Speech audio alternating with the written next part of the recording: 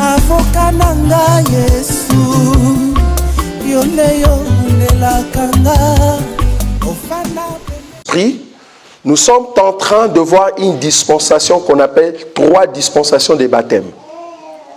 Nous avons le baptême au temps du Père, le baptême au temps du Fils et le baptême au temps du Saint-Esprit.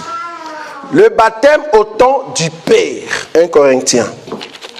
Je suis en train d'expliquer les baptêmes, au nom du Père, du Fils et du Saint-Esprit. Les baptêmes au temps du Père, 1 Corinthiens chapitre 10. 1 Corinthiens chapitre 10. Voilà, tu peux le lire, frère.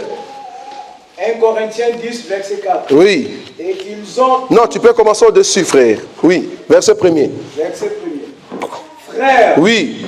Je ne veux pas que vous ignorez que nos pères ont tous été sous la nuée. Oui. Ils ont tous passé au travers de la mer. Oui. Ils ont tous été baptisés par Moïse dans la nuée et dans la mer. Non, dans la nuée et dans la mer. Tu vois ça? Nous avons le baptême dans la nuée et dans la mer. Mais ça, c'était au temps de Moïse. Vous voyez ça? C'était au temps de Moïse. Mais ils ont reçu le baptême. On appelle ça baptême. C'est-à-dire immerger dans, entrer dans. Ça va? Maintenant, ceux qui croient à ces baptêmes-là, ceux qui croient à la parole et à la loi, ils seront sauvés par rapport à cette loi-là. Parce que les Ésaïe et les David, ils n'ont pas vu la face, parce que c'est le temps de Moïse, ils n'ont pas vu la face de Dieu, mais cependant, ils seront sauvés. Parce qu'ils ont reçu le baptême. Mais le baptême, quel est le baptême? Le baptême au nom du Père. Tu vois ça? Maintenant, nous, aujourd'hui, nous sommes dans Hébreux chapitre 1er, verset 1er qu'on vient de lire. Dans les temps anciens, Dieu a parlé à nos pères par le prophète. Mais aujourd'hui, Dieu nous parle par le Fils. Donc, nous avons le baptême au nom du Fils. Je ne sais pas si tu vois, j'arrive. Hein? Donc, je te montre déjà les baptêmes au nom du Père. Maintenant, nous sommes dans les temps du baptême au nom du Fils. Et après l'enlèvement, il y a un peuple qu'on appelle les 144 000. Avec un peuple qui va écouter la parole. Quand ils vont écouter la parole, il faut que l'eau les arrose. Il faut que cette parole puisse les donner le baptême. C'est comme ça qu'ils vont recevoir le baptême au nom du Saint-Esprit. Est-ce que tu vois ça? En d'autres termes, quand Jésus disait « Baptisez-les au nom du Père, du Fils et du Saint-Esprit », Jésus relatait les 70 semaines de Daniel pour annoncer que tout homme qui va entrer dans le ciel, c'est tout homme qui reçoit les baptêmes que Moïse avait donnés, les baptêmes que je donnais, les baptêmes que les deux autres vont donner, et tous ces baptêmes, le Père, le Fils et le Saint-Esprit, a un seul nom qu'on appelle Jésus. Amen. Donc si tu donnes les baptêmes au nom de Jésus, c'est le vrai baptême. Est-ce que tu le vois maintenant? Donc, au nom du Père, du Fils et du Saint-Esprit, c'est la dispensation du temps de la loi, le temps de la grâce et après l'enlèvement.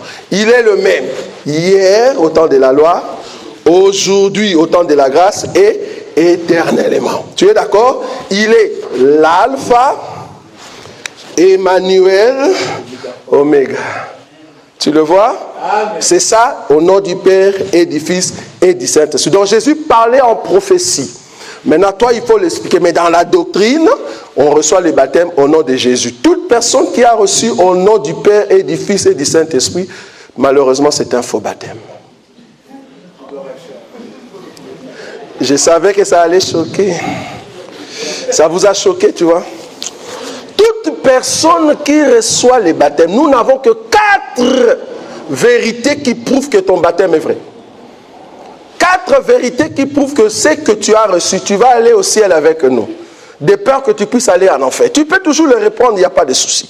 Premier élément qui prouve que ton baptême est vrai, c'est le jour où tu reçois le baptême d'eau. J'explique bien. Baptême d'eau. Pas baptême du feu, pas du drapeau, baptême d'eau. Le jour où tu reçois le baptême d'eau, l'homme de Dieu qui te donne les baptêmes doit avoir un bon témoignage.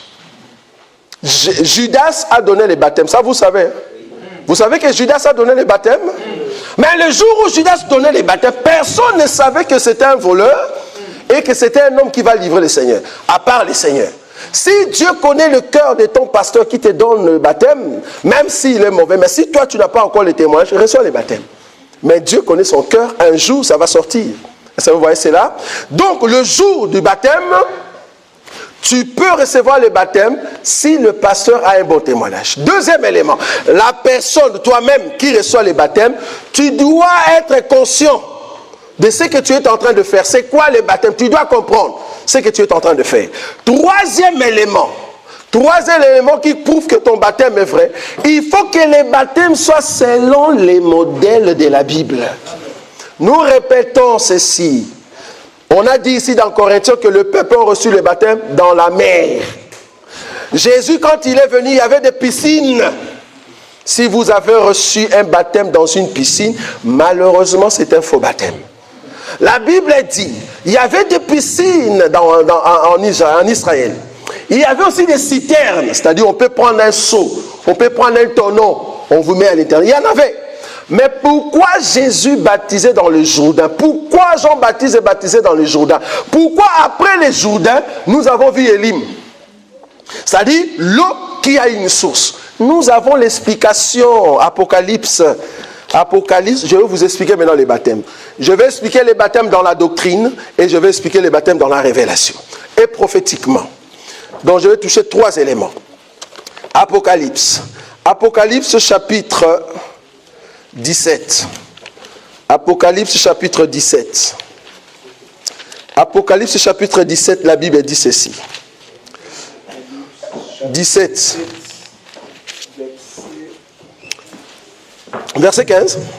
Apocalypse chapitre 17, oui. Verset 15. Oui. Et il me dit, oui. Les eaux que tu as vues, sur lesquelles la prostituée est assise, ce sont de peuples, des foules, des nations et des langues. Est-ce que vous voyez ça? Les eaux, bibliquement parlant, dans la révélation, veut dire le foule, le peuple et le langue. Vous êtes d'accord? Ok. C'est-à-dire le monde, là où nous vivons, là où nous sommes, Dieu dans la révélation le voit comme les eaux. Mais quelle eau? L'eau qui a une vie. Est-ce que c'est la vie de Dieu? Non, c'est juste la vie que Dieu a posée sur les hommes. C'est-à-dire, nous sommes dans un monde qui vit. Vous voyez ça? Or, les signes de vie dans l'eau, ça s'appelle la source. Quand il y a une source, il y a le signe de la vie. Mais l'eau qui n'a pas de source, on l'appelle eau morte. Vous êtes d'accord avec moi? Or, si les eaux, c'est le type de tout ce qu'on appelle peuple, langue, c'est-à-dire monde, il faut que ce soit un monde qui vit, c'est-à-dire qui a une source.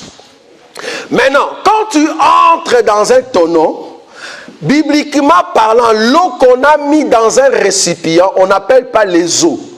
On l'appelle eau seulement, qui exprime la parole. Ça peut aussi exprimer quelque chose d'autre, parce qu'on l'a mis dans un récipient. Je donne un exemple. L'eau qu'on a mis dans les bassins devant, dans les parvis pour entrer dans le lieu saint, cette eau-là, ce n'est pas le monde. Est-ce que vous voyez ça? Cette eau-là, tu ne peux pas dire c'est le monde. Non. Cette eau-là exprime la parole. C'est pour cela le lévite, les sacrificateurs doivent se laver dans la parole avant d'entrer. Mais ce n'est pas qu'ils vont entrer dans le monde avant d'entrer dans le lieu saint. Non, ce n'est pas juste. Est-ce que vous voyez ça? Parce qu'ils faisaient l'ablution. On n'a pas dit qu'ils nageaient à l'intérieur. Ils faisaient l'ablution. Maintenant, l'eau ou les eaux représentent le monde. Maintenant, remarquez Jésus. Jésus, il quitte le Père. Il vient entrer dans le monde. En d'autres termes, il vient mourir dans le monde. Parce que le monde, c'est les eaux. Il meurt dans le monde pendant tout son temps. Et après, qu'est-ce qu'il fait? Il ressuscite et il rentre. C'est ça le baptême de Jésus. Dans la révélation. Jésus quitte le ciel. Il entre dans le monde et il ressort. Maintenant, dans la doctrine, il est parti dans l'eau de Jourdain. Je ne sais pas si tu vois. Donc, dans la prophétie, il doit venir du ciel, entrer dans le monde et repartir, mourir. Or, dans le monde, c'est là-bas qu'il y a l'autel. Il ne peut pas rester au ciel. Il doit entrer dans le monde, là où il y a la croix. là où il y a Golgotha. Est-ce que tu vois ça? Il vient dans les monts pour mourir en Golgotha. C'est ce qu'on a lu tout à l'heure dans Hébreu. Je viens, ô Dieu, pour faire ta volonté. La volonté, c'était quoi? De mourir. Donc, il vient trouver Golgotha et il meurt. Après, il ressuscite. C'est-à-dire, il entre dans l'eau pour mourir et il ressuscite. Nous mourons quant au péché et nous ressuscitons quant en Christ. Ça, c'est dans la prophétie. Mais dans la doctrine, il vient dans les Jourdains. Il n'a pas choisi les Jourdains par hasard. Parce qu'il pouvait choisir la scène ici. J'ai vu une scène, quelqu'un. On est parti chercher une scène aujourd'hui. La scène. J'ai eu peur. Parce que c'est profond. Et il y avait un bateau qui est passé, l'eau a bougé. Et je vous dis que l'eau était froide à fond. Mais on a donné quand même un baptême. Est-ce que vous voyez ça? Jésus pouvait prendre le baptême dans la Seine. Mais non, il a préféré le Jourdain. Pourquoi? Parce que dans le Jourdain, Josué avait laissé un autel. Est-ce que vous voyez ça? Josué avait laissé un autel dans le Jourdain. Or, là où il y a l'autel, il faut que l'animal vienne pour monter dessus et être sacrifié. Donc, quand Jésus entrait dans l'eau, il a trouvé l'autel. Mais il est entré comme étant qui? C'est Jean-Baptiste qui nous a expliqué. Voici l'agneau de Dieu qui ôte le péché du monde. Donc c'est un animal qui vient être posé sur l'autel. On est d'accord? Donc le Jourdain, c'était l'autel. Donc quand il entre dans le Jourdain, c'était la croix qu'il était en train d'exprimer. Il est mort et en sortant, exprime la résurrection. Donc, quelqu'un qui ne reçoit pas les baptêmes selon les modèles de la Bible, c'est un faux baptême. Il faut que ce soit l'eau qui ait une source qui exprime la vie. Quatrième élément, il faut que ton baptême soit lié à un bon enseignement. On ne peut pas recevoir les baptêmes au nom d'un homme mortel. J'étais étonné malheureusement, excusez-moi si je vais citer leur nom. J'étais étonné de voir qu'on a donné le baptême au nom de Branham. C'est grave. Tu ne peux pas donner le baptême à une personne qui est morte. Nous donnons le baptême à une personne qui était morte et ressuscitée. Parce que quand tu vas mourir, c'est lui qui a la capacité de te ressusciter. Mais Branham est mort. Si tu prends le baptême au nom de Branham, c'est-à-dire tu es mort. Parce que lui, il est mort. Donc le fait que toi, tu prends en son nom, comme il ne sort pas, toi aussi tu ne sors pas, tu restes là-bas. Maintenant, qui va te faire sortir?